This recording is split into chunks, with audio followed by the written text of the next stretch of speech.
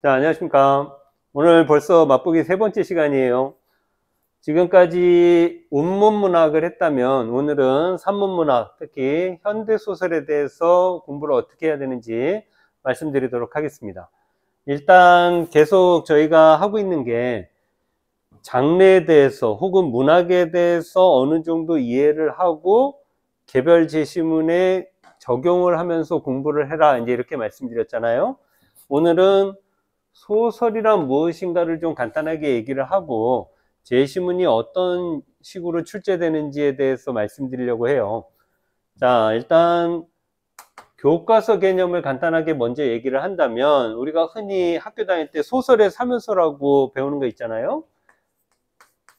주제, 구성, 문체. 선생님이 학원에서 학생들이랑 얘기를 할 때도 소설의 사면서가 뭔지 아니? 라고 물어보면 대답하는 애가 거의 없어요. 근데 내가 알기로는 중학교 때, 고등학교 때 분명히 계속 배우거든. 근데 왜 이게 머릿속에 없어? 공부할 때 이걸 한 번도 생각을 하거나 적용을 해본 적이 없는 거야. 근데 저번 시간에도 얘기했지만 출제하는 입장에서는 교과서 개념을 충실히 반영한다고 얘기를 하니까 그럼 벌써 시험의 출제 방향을 자기가 모르는 채 공부하는 게 되는 거죠. 그 다음에 구성의 사면서가 우리가 흔히 인물, 사건, 배경, 이제 이렇게 얘기를 합니다. 이렇게. 그럼 잘 생각해 봐. 문학이라는 녀석이 어떤 거였지? 문학은 주제를 그대로 설명하는 게 아니라 형상화하는 거라고 그랬잖아? 그럼 여기 이 인물, 사건, 배경이라는 구성 요소, 즉 소설을 이루고 있는 이 재료들은 다 주제를 위해서 있는 거구나 라고 얘기를 하셔야 합니다. 그렇게 이해를 해야 가장 편한 거지. 그 다음은 문체. 그러니까 결국은 이게 뼈대고 이게 살을 붙이는 거고 뼈와 살이 만나서 주제, 즉 영혼을 만들고 이제 이런 개념으로 이해하면 된단 말이야. 일단 이게 첫 번째입니다. 일단 그러면 이제 우리는 뭘 알아야 합니까? 잘 봐. 우리가 사건을 다른 말로 하면 이제 갈등 양상이라고 한단 말이지. 이 갈등 양상을 드러내는 것은 인물, 만들어내는 것은 인물. 이제 이렇게 간단 말이지. 이렇게. 그래서 또 학교 다닐 때 뭘 배우냐면 소설의 5단계. 발단, 전개, 위기, 결정, 결말, 이렇게 5단계라는 걸 배울 거야. 그쵸? 근데 지금 대부분은 이런 얘기 벌써 지루하잖아. 이런 얘기 지루하고. 수능 어떻게 하면은 빨리 풀고 잘 풀고 점수 올리는 방법만 생각하지 이런 것이 수능하고 무슨 관련이 있는지 이해를 못하면 그러면 최상위권으로 갈 수가 없어. 그러니까 이런 거 귀찮으면 최상위권을 그냥 접어버리면 돼. 근데 또 목표는 다 1등급일 거 아니야. 그렇죠? 그러니까 요 잘 들어야 돼, 지금. 우리가 흔히 발단 부분은 인물 소개라고 주로 학교 다닐 때 배우고요. 그 다음에 절정이 갈등 최고조.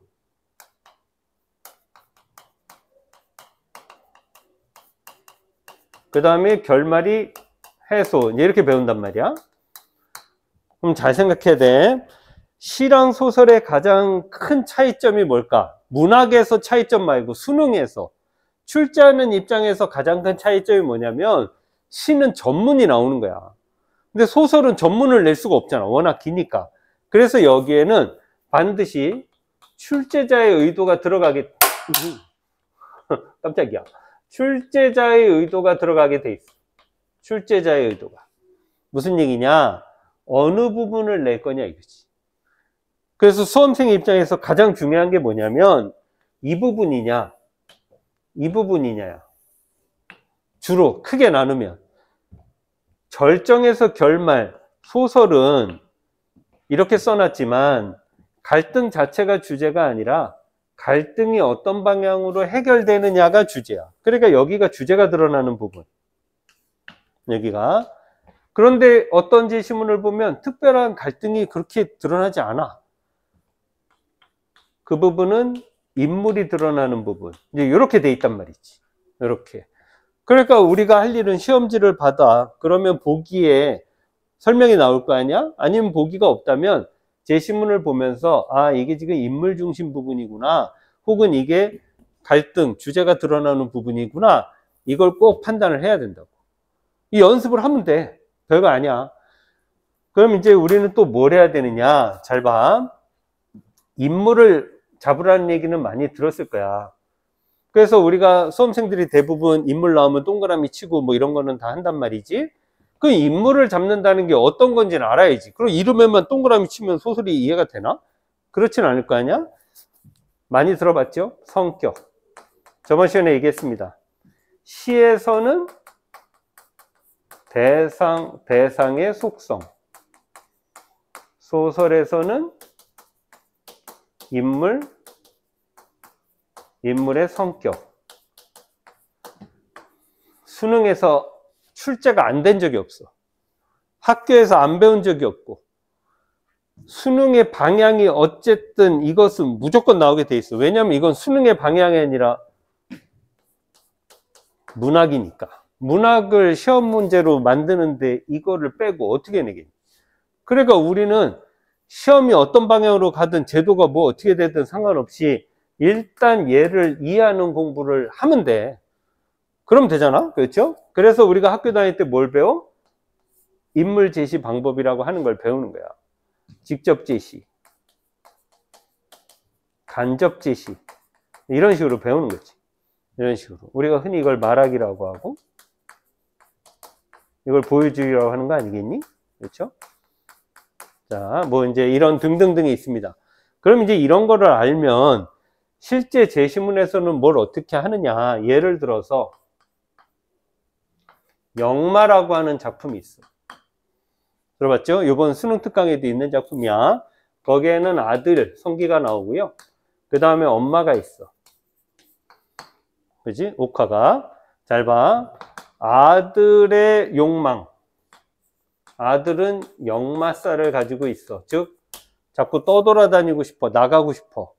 엄마의 욕망. 아들이 정착했으면 좋겠어. 그래서 우리가 흔히 이 갈등은 욕망의 충돌이라고 하는 거야.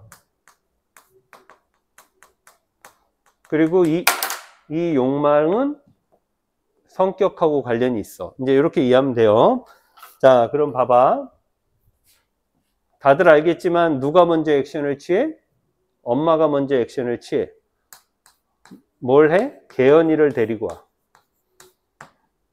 그럼 개연이를 데리고 온 의도대로 아들과 개연이 서로 사랑해서 결혼을 하고 정착을 하면 엄마가 이기는 거야. 그럼 주제는 극복할 수 있다는 거지. 운명을. 그런데 개연이 알고 봤더니 자기 동생, 아들의 이모잖아? 그래서 얘를 떠나보낸단 말이야? 그럼 우리는 이제 이 소설을 어떻게 읽어야 되냐면, 아, 엄마의 욕망이 좌절됐구나. 이렇게 읽는 거야.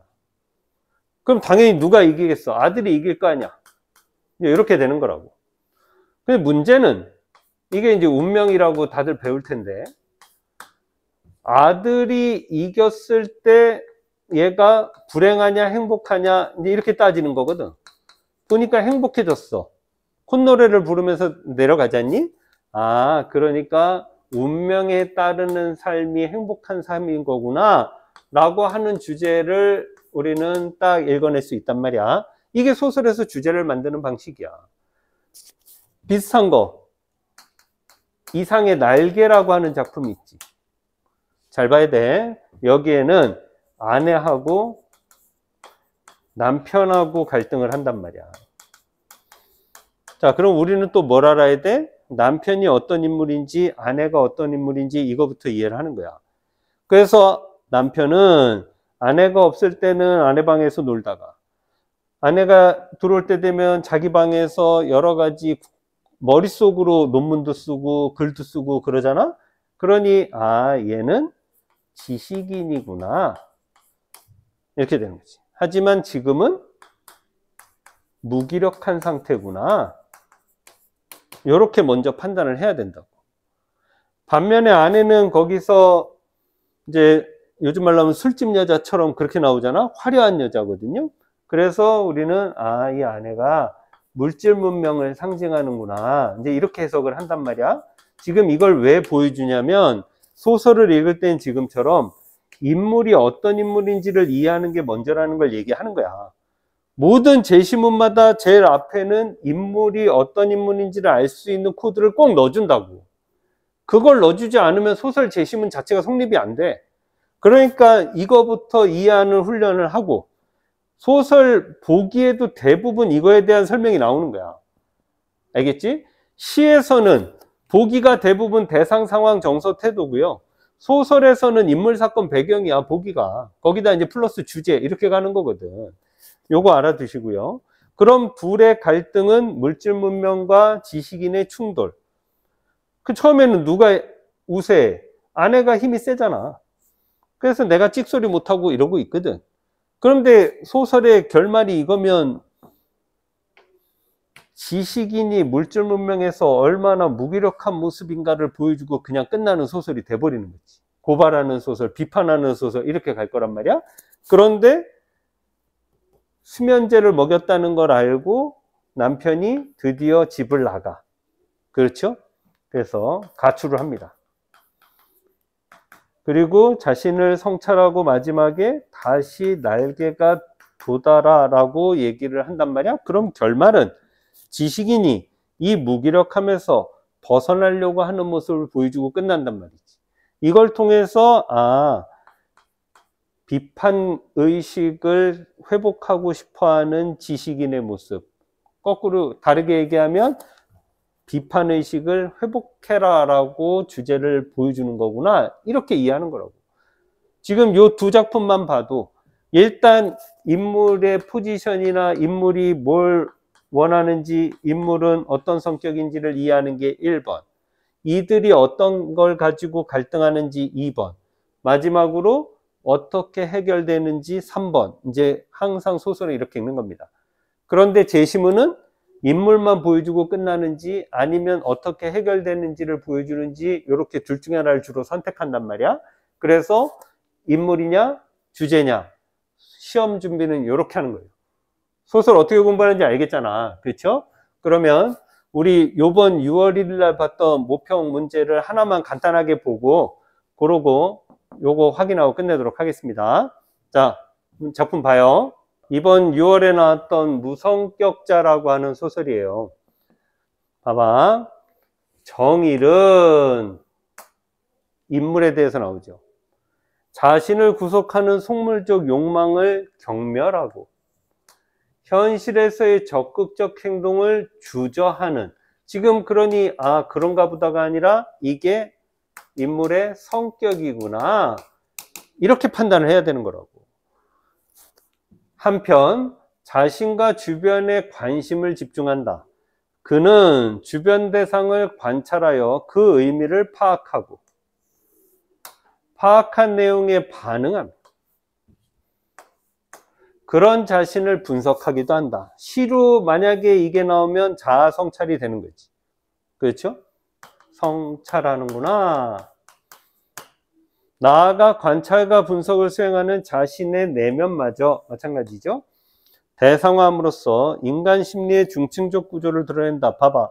이 보기만 딱 봐도 주제가 아니라 인물에 집중하고 있잖아. 그러니까 우리는 정일이라는 사람이 어떤 인물인지를 파악해야 되는 제시문이구나. 수험생들은 얘를 읽고 그 판단을 먼저 해야 되는 거야. 그러면 아까 뭐 나왔어? 인물 제시 방법 나왔잖아. 그러니까 이제 앞으로 정일이가 하는 말, 행동 혹은 생각에서 이 성격을 찾기만 하면 되는 거라고. 아시겠죠? 그래서 자, 이제 이게 제시문이거든. 그쵸? 보면은 여기 이 중략을 기준으로 장면 1, 정일이와 용팔이, 장면 2, 정일이와 아버지, 이렇게 나온단 말이야. 이렇게. 그러니까 여기서는 정일이 어떤 사람인지 용팔이 어떤 사람인지, 그리고 용파리를 관찰하면서 정일이가 자신에 대해서 어떻게 생각하는지. 똑같아. 정일이가 어떤 사람인지 아버지가 어떤 사람인지, 그리고 아버지를 관찰하면서 자신에 대해서 어떤 얘기를 하는지, 그것만 판단하면 되는 거야. 보기가 이미 제시문에서 뭘 이해하라고 우리한테 가이드라인을 딱 정해주는 거잖아, 이 시험이. 그래서 아는 만큼 보인다고 하는 겁니다. 그래서 처음에 봐봐. 재산 상속에 관한 이야기. 그럼 이게 세속적인 거 아니야? 그래서 재산을 계산하고 하고 있는 이런 용팔이. 아까 보기에서 정일이는 이런 사람을 경멸한다고 그랬지. 그럼 벌써 좋아할 리가 없잖아. 그렇죠? 그래서 상속세를 줄이는 얘기를 했더니 정일이는 불쾌해한단 말이지. 그리고 소리를 꽥 지르고 싶어해. 내가 언제 이런 음모를 하자고 공모하냐 하면서 뺨을 갈기고 싶어해. 그럼 여기서 끝나기만 하면 이건 용팔이에 대한 생각만 나오는 거잖아. 근데 밑에 읽어보면 그러면서도 자신도 거기에 동조하고 있는 스스로를 느낀단 말이야. 그러면 당연히 떳떳하게 해서 부끄럽겠어. 싫어하는 모습을 자기가 보여주고 있으니. 그래서 부끄러워하는 모습이 나오는 거야. 그렇죠? 그 다음에 두 번째, 이번에는 아버지 쪽인데, 아버지는 삶에 대한 의지력이 있는 사람이야. 아버지는 삶에 대한 의지력이 있는 사람이구나. 이 의지력을 보여주는 게 바로 그 물이야, 물. 물을 못 먹게 됐으니까 물이라도 보여다오. 그리고 보는 걸로도 안 되니까 물을 쏟아라 해서 그것을 계속 바라보고 있지 않니? 반면에 자기 스스로는 어떤 사람이야? 의지력이 없는 것 뿐이다. 자기가 의지력이 없다는 걸 느끼는 거라고. 아, 얘는 지금 삶에 대한 의욕이 별로 없는 그런 존재구나. 이렇게 되는 거지. 그럼 이게 딱 인물만 이해하면은 문제는 풀리겠구나. 이렇게 되는 거 아니겠습니까?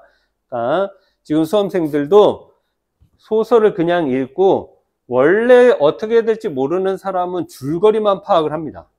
근데 소설 시험 보면 알겠지만 줄거리 문제가 하나도 안 나와. 그러니까 EBS 작품이라고 줄거리만 맨날 읽고 이런 거 해봐야 소용없다고. 이 제시문에서 내가 뭘 파악해야 되는지를 판단하는 능력, 그리고 인물을 파악해야 되는구나 라고 생각을 했으면 인물을 어떻게 파악해야 되는지 얘를 정확하게 이해하고 반복해서 연습하고 실제 이 성격이 시험에서는 어떻게 출제되는지 확인하고, 이거를 남은 시간 동안 계속 반복하면 소설 제시문을 딱 보자마자 뭘 해야 될지 알고 바로바로 판단이 가능할 거예요. 알겠죠? 그래서 남은 시간 동안 이런 식으로 문학 공부를 좀 체계적으로, 내가 문제집을 풀면 풀수록 공부하려고 하는 것이 단단해져 가고 있구나, 이런 느낌이 들도록 공부하시기 바랍니다. 아시겠죠? 자, 수험생 여러분 파이팅입니다.